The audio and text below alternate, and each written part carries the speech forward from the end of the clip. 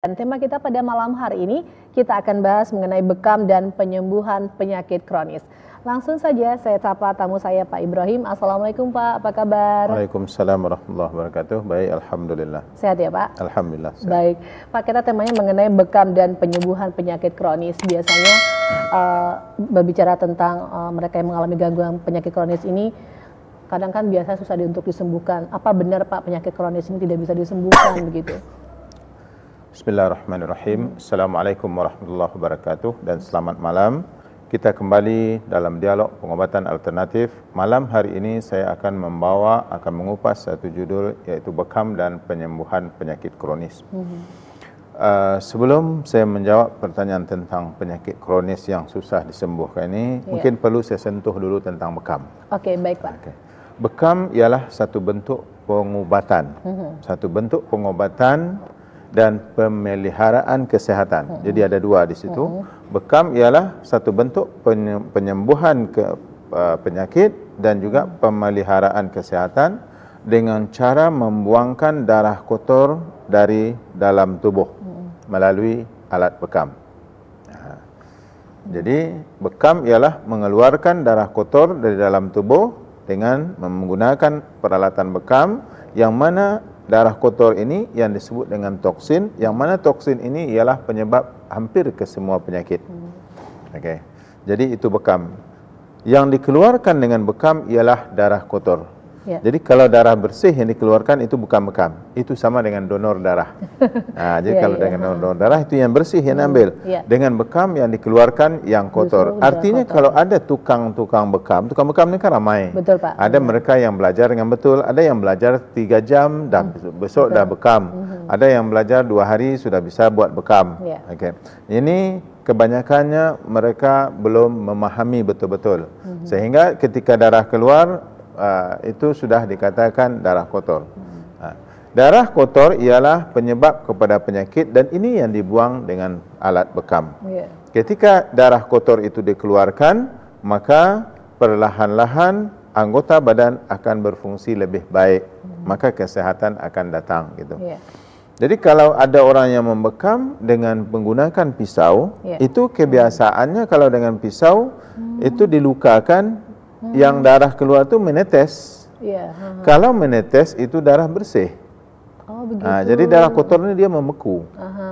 Itu bedanya lah. Jadi kalau banyak darah keluar tapi encer, merah dan dia menetes, itu darah bersih. Jadi makanya kita tidak boleh lagi menggunakan sekarang ini pisau. Dulu kan karena ketiadaan alat, makanya bekam harus dilakukan dengan peralatan yang modern, yang betul-betul bisa mengeluarkan darah kotor, bukan darah bersih. Dan tidak meninggalkan kesan sampingan. Jadi kalau dengan pisau kadang bekas-bekas itu enggak hilang dia. Tapi kalau kita gunakan dengan alat yang modern ini, itu bekasnya enggak ada. Bahkan bekam itu bisa dilakukan di muka. Saya menyatakan di sini, pemirsa sekalian, itu yang jerawat susah sembuh tu, rawatan yang terbaik pengobatan ialah dengan bekam. Karena itu penyebabnya darah kotor. Jadi ketika kita keluarkan darah kotor, nanti darah yang tinggal bersih, maka dia akan membersihkan muka. Jerawat otomatis akan hilang gitu. Orang bilang karena nanti berbekas Pak, cacat muka saya. Tidak, karena dengan peralatan yang modern ini dia tidak meninggalkan bekas gitu. Jadi itu bekam ya. Dan kata Nabi, bekam adalah pengobatan yang terbaik. Kenapa Nabi menyatakan pengobatan yang terbaik adalah bekam? Karena Nabi tidak berkata mengikut hawa nafsunya. Apa yang diucapkan oleh Rasulullah ialah wahyu dari Allah Subhanahu wa taala. Ayat Quran jelas menunjukkan wa ma yantiqu 'anil hawa in huwa illa wahyun yuha. Surah At-Talaq itu. Dan Nabi itu tidak berbicara mengikut daripada hawa nafsunya, pikirannya sendiri, tetapi semua yang diucapkan oleh Nabi ialah wahyu dari Allah Subhanahu wa taala. Jadi yang menyatakan bekam adalah pengobatan yang terbaik itu sebenarnya Allah. Allah yang mencipta kita, samalah dengan produk-produk elektronik itu. Katakanlah HP yang canggih itu kan, itu kan datang dengan buku panduannya. buku panduan penggunaan dan pemakaiannya. Harus begini, baterainya harus dicas bersekian jam, tidak boleh disimpan di tempat yang panas, di tempat yang terlalu sejuk, segala macam. Jadi kita ini produk Tuhan, Tuhan. Jadi datang dengan buku panduan juga. Artinya kalau berlaku kerosakan nanti sakit, beginilah cara untuk pemulihannya. Jadi bekam adalah pengobatan yang terbaik itu daripada Allah Subhanahu Wa Taala, dan bahkan bekam ini diterima oleh Rasulullah Sallallahu Alaihi Wasallam. Perintahnya bukan di bumi, tapi ketika Isra dan Mi'raj di langit yang ketujuh, di Sidratul Muntaha. Ketika Rasulullah hendak kembali ke bumi dari Isra dan Mi'raj, dari Mi'raj, setiap beliau menemui kelompok-kelompok malaikat, malaikat itu menyatakan kepada Rasul, ya Muhammad, mur ummataka bil hijamah. Perintahkan umatmu untuk berbekam. Jadi artinya penerimaan perintah berbekam dalam Islam itu di Sidratul Muntaha. Hanya satu-satunya perintah kewajiban yang diterima oleh Rasulullah di Sidratul Muntaha adalah solat. Jadi diterimanya perintah solat dan diterimanya perintah berbekam itu disejajarkan sama-sama di langit sana. Artinya ini menunjukkan ketinggiannya. Solat kenapa diterima di Sidratul Muntaha, tidak diterima di bumi, sedangkan perintah puasa di bumi, perintah haji di bumi, tapi perintah untuk solat diterima di langit yang ketujuh sana. Itu menunjukkan ketinggian solat. Solat pembeda antara orang yang Islam dengan bukan Islam, dan bahkan disebutkan dalam hadis awwalu ma yuhasabu bihi 'abdu yaumal qiyamah as-shalah, fa in saluhat saluhat ghairu amalih wa in fasadat fasadat ghairu amalih, sehingga dinyatakan oleh Rasulullah bahwa nanti yang mula-mula diterima diperiksa amalan-amalan seseorang itu di akhirat ialah amalan solatnya dulu. Kalau amalan solatnya dihitung baik, amalan-amalan baik yang lain semua dikategorikan baik. Ini penentunya. Sebaliknya kalau amalan solatnya tidak baik, maka amalan baik yang lain tidak diterima. Standarnya ialah solat. Jadi bekam adalah sesuatu bentuk pengobatan. Pengobatan dan pemeliharaan kesehatan, karena kesehatan itu adalah nikmat yang nomor 2 diberikan oleh Allah. Selain daripada nikmat dapatnya Islam, nikmat yang kedua yang terbesar ialah nikmat kesehatan. Maka untuk penjagaan kesehatan itu didatangkan oleh Allah, cara yang terbaik ialah dengan bekam. Maka oleh sebab itu pengobatan modern sekarang, scientific modern atau saintis itu membuat kajian. Mereka tahu bahwa hadis begini-begini apa kaitannya dengan sesungguhnya. Maka dilakukanlah kajian-kajian di berbagai belahan dunia. Maka akhirnya didapati bahwa memang bekam yang terbaik. Subhanallah ya. Didapati bekam yang terbaik. Dan sekarang ni orang yang bukan Islam di luar negeri sana itu berduyun-duyun untuk membekam. Saya ketika saya belajar bekam dengan pakar bekam dari Korea di Kuala Lumpur, itu dia menyatakan gurunya itu di Korea itu pergi mengajar bekam ke Kanada, ke Amerika.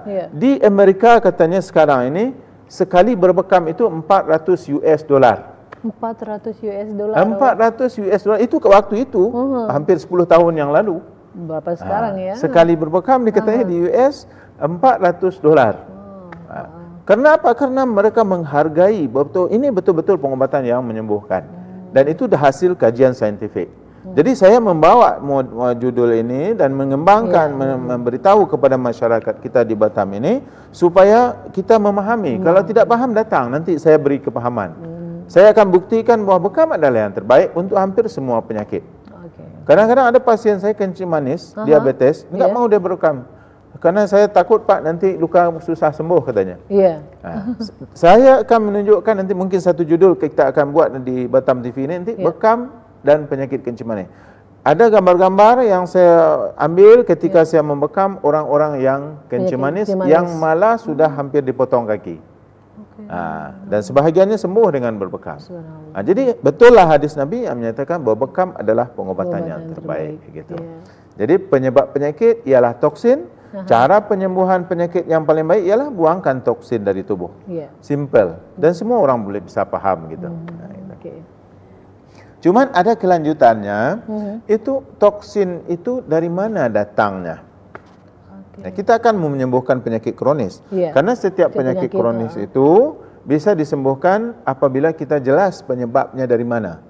Maka perawatan dan penyembuhannya itu harus berawal dari situ. Dari mana datangnya toksin?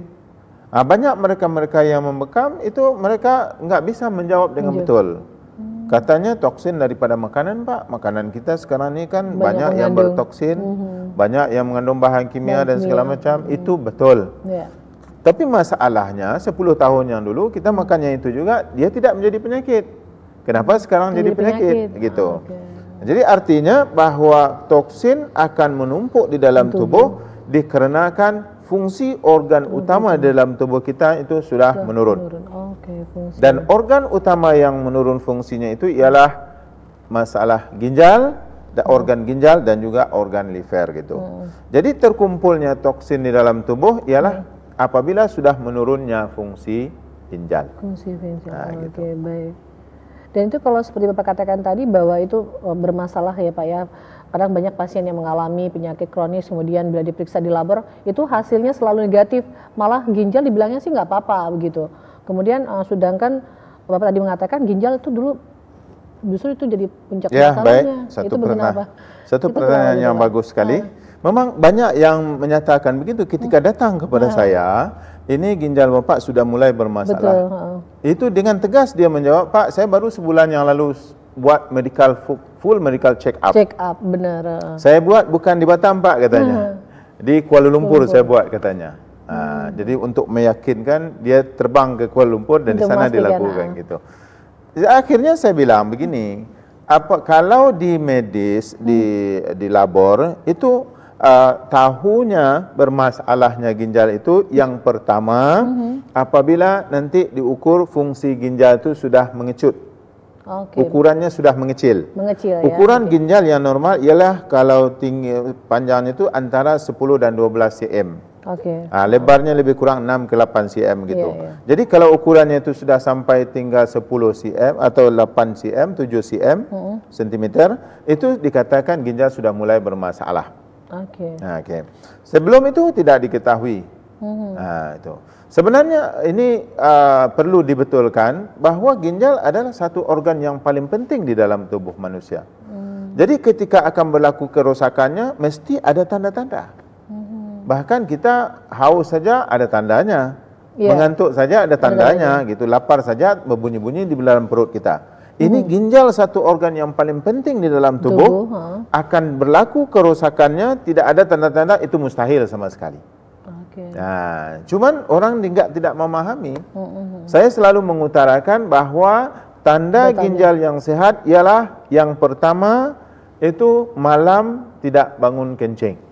Begitu ya Pak, justru ya. Tidak bangun seseorang itu kencing. Ketika dia bangun tidur jam 10 atau jam 11, kencingnya besok hanya waktu subuh ketika dia bangun mau salat subuh. Dia tidak bangun jam 1 kencing, jam 3 kencing, jam 4 kencing, tidak ada. Kalau sudah sering bangun malam kencing, berarti itu pertanda fungsi ginjal sudah agak menurun. Belum rusak, ketika periksa size-nya, ukurannya masih seperti itu. Gitu. Tapi tandanya ialah apabila sudah sering bangun malam untuk kencing. Jadi pemirsa sekalian, kalau Anda mengalami hal yang begini, sering bangun malam kencing, ketahuilah bahwa fungsi ginjal Anda sudah mulai menurun. Itu sudah jadi tanda-tanda tanda yang utama. Dan itu tanda itu daripada Tuhan. Tuhan yang membuat tanda-tanda begitu. Jadi harus diperhatikan tanda itu. Barulah kemudian tandanya ada nyeri-nyeri di pinggang, gitu. Ada kencing yang kurang lancar, warnanya tidak betul, terlalu pekat, terlalu merah, kuning, gitu. Dan juga kadang-kadang jumlahnya sedikit. Kemudian barulah lama-lama nanti sudah sedikit-sedikit kencing, barulah adanya sembab, bengkak. Ketika bengkak itu sebenarnya waktu itu ginjal bukan fungsinya menurun, sudah rosak. Dan ketika itu sudah kadang-kadang sudah agak terlambat untuk dibetulkan. Jadi itu tanda bahwa fungsi ginjal menurun. Dan hasil daripada labor tadi ialah ketika kreatinin sudah mulai naik, artinya toksin sudah banyak tidak bisa dikeluarkan dari tubuh. Ketika uriumnya sudah mulai naik gitu. Itu datang kemudian. Nah, kencing yang sering tadi datang awal. Saya ada seminar di Fakultas Kedokteran Medan dulu 2006. Itu seseorang bapak umur lebih kurang 50-an, hampir pensiun. Ketika di tempat cuci darah itu, hemodialisis, saya berbicara dengan dia, dia menangis. Apa yang Bapak tangiskan? Saya bilang, saya kesal Pak, katanya. Apa yang Bapak kesalkan? Kenapa saya tidak diberitahu bahwa saya ada masalah ginjal awal-awal?